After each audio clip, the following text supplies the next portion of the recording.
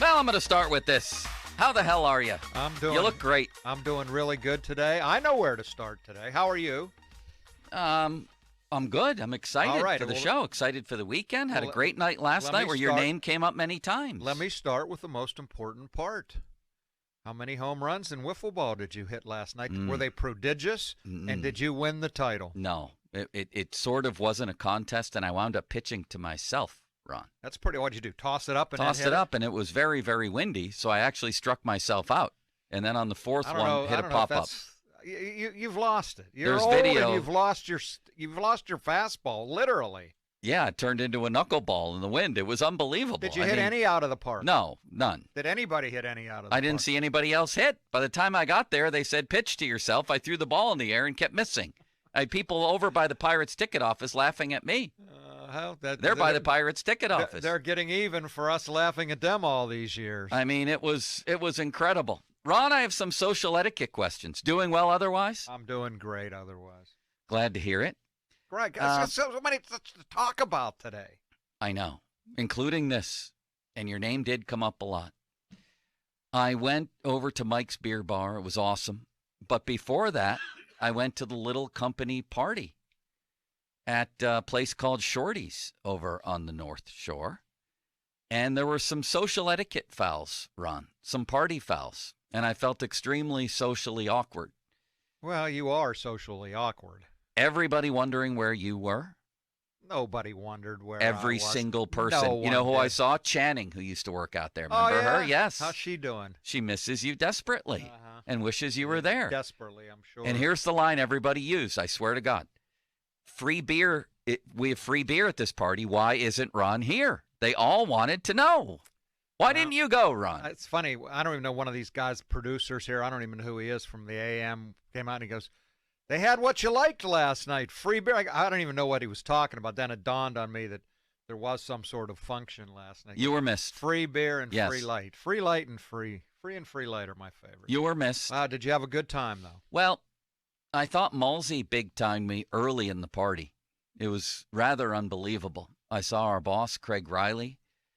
Was glad to see him. When you're as socially awkward as I am, you want to latch on to the first person that you know Somebody and see. feel comfortable talking to.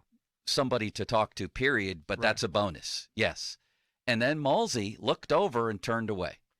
So that was the first time I got big-timed. Worse than Heather Lake and Bob Pompiani? Well, Heather didn't pat do you. anything wrong. No, Bob did. I Yeah. mean, did no one patted you on the head? No, I last would have night? welcomed a pat on the head in Okay, that I got you. situation. But other than that, it was fun. It was a good party. Another question for you, however, comes up, Ron. Again, social etiquette. Adam Crowley, new on the station. You aware of him? I am aware of him. He filled in for the PM guys yesterday so they could go to the party. He had explosive diarrhea earlier this week.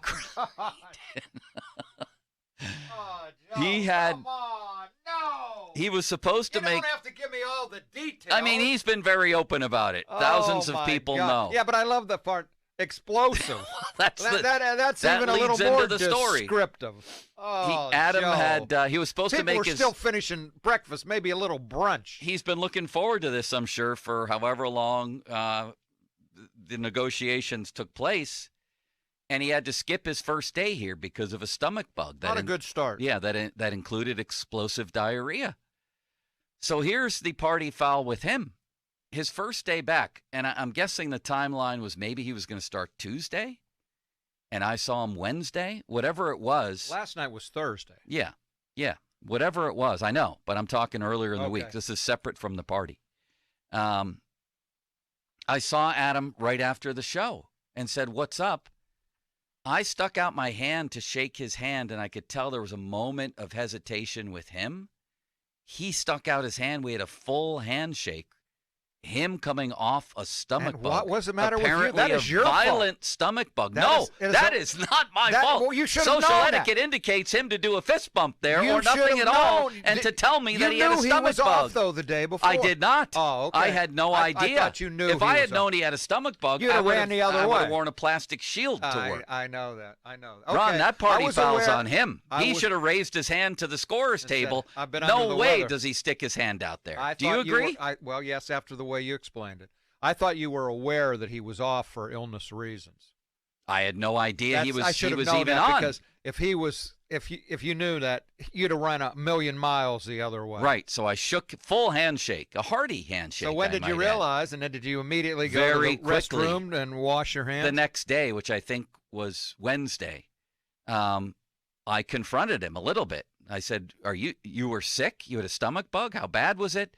He offered, because he was coming in to do the show. Maybe this was yesterday. He said, I'll do the show from Ron's side. And I said, thank you. Oh, so thank you. I don't wipe down everything the way you do. I said, no issues. It's your first day. Just good luck. You can do anything you want. But now the paranoia, as I look around at all the machines, I changed the little styrofoam mic cover here, Ron. Early foul on him, right? Early in his career. Your reputation is so well known. He has to know all about you. He does, I think. I mean, how ridiculous you anxious. Yeah. No, I mean, that's the last time I had a stomach bug like that. The last time was game 1 of the 2009 Cup Final, and in all my years covering the Penguins, it's the only game I missed because of illness. I couldn't move. I was at that hotel in Detroit.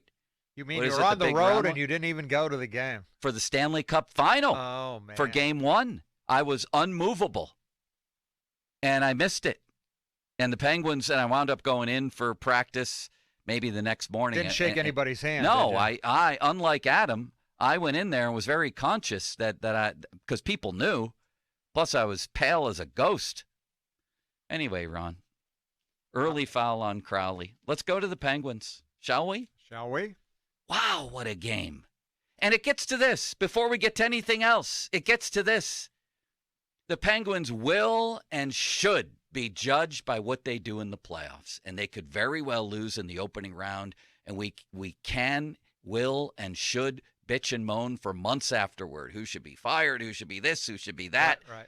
But what we get is months and months on crappy nights like last night when it turned cold and windy and rainy and snowy and everything else again. We get entertained. 70 nights like that. Not like that, but you know what I mean. That was a fun one. 70 nights of entertainment from the Penguins is what we get. And last night, well, I think it was a top 2 or 3 game of the year. Minnesota's a really good team. I know. I wish Fleury would have played, but he didn't.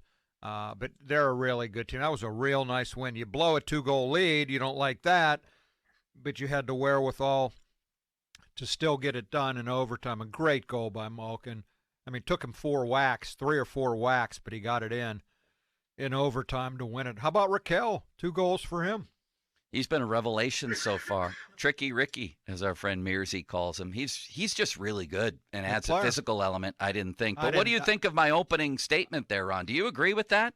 That the Penguins give us tons and tons of entertainment during the dark winter and, of course, here, the dark spring months. Regular season, I mean, it's long, and they're entertaining, and they're going to make the playoffs for the 16th year in a row. That's the longest streak of in any sports league in North America, 16 years in a row. And that's not to be minimized. Now, I know the last 3 years in the playoffs have been very disappointing, but you know, you got to enjoy watching them until the playoffs, and then you judge them by that. I get that.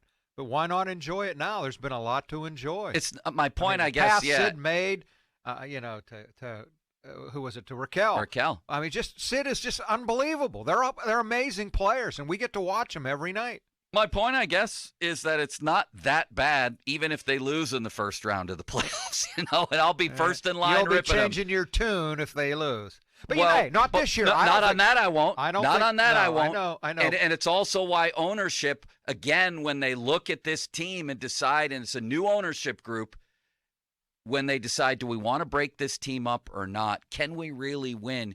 Even if the answer to that question is probably not, they're going to want to keep people, Malkin, namely, because of the entertainment that they provide every night. They want people in their building. They want people with eyeballs glued to the television, and a total rebuild ain't getting you that.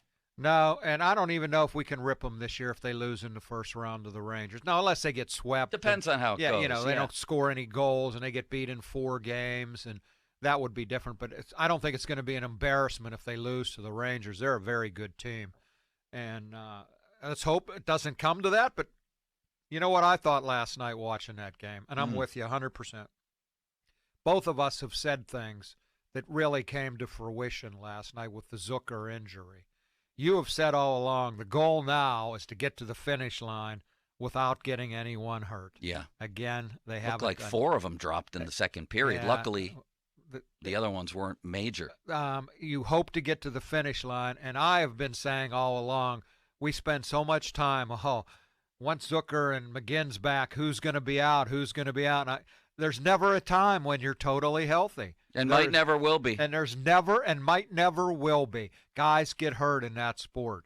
So we're worried about who's coming out of the lineup. Now we might have to be worried about who's going into the lineup. Now you thought that was a bad play that Zucker got hurt on. I looked at it 4 or 5 times. I didn't think so. I'd have to go back and look at it. Use the word nudged.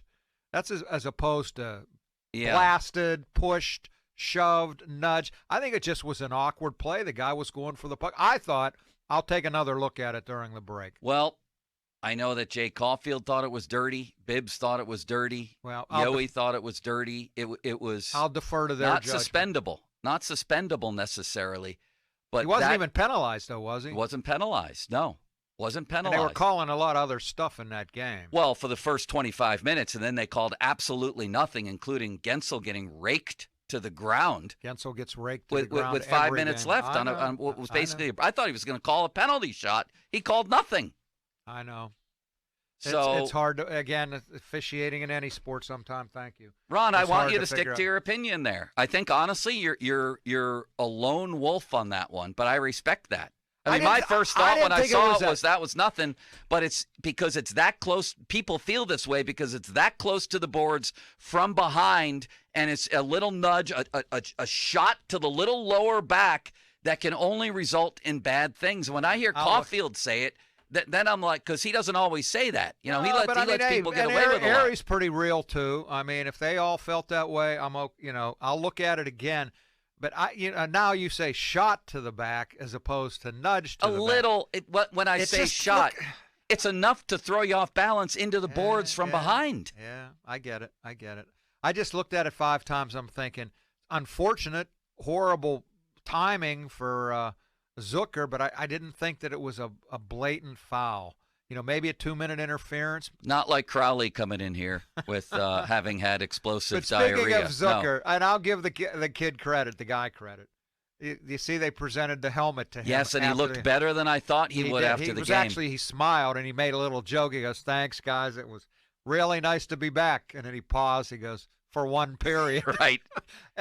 They were. You could tell they were sick by it. I don't know that it's a minor injury. Yeah. I guess we're not going to find out today because they were supposed to practice, and now they're not practicing, and Sully's not going to be available till 1 o'clock tomorrow before the Colorado game. Unfortunate for that guy. I mean, he's played 1 game. He missed games. He played 1. He's missed a ton of games. He played 1 period. I think he could really help him, but maybe not in the pure sniper way that a lot of people want him to.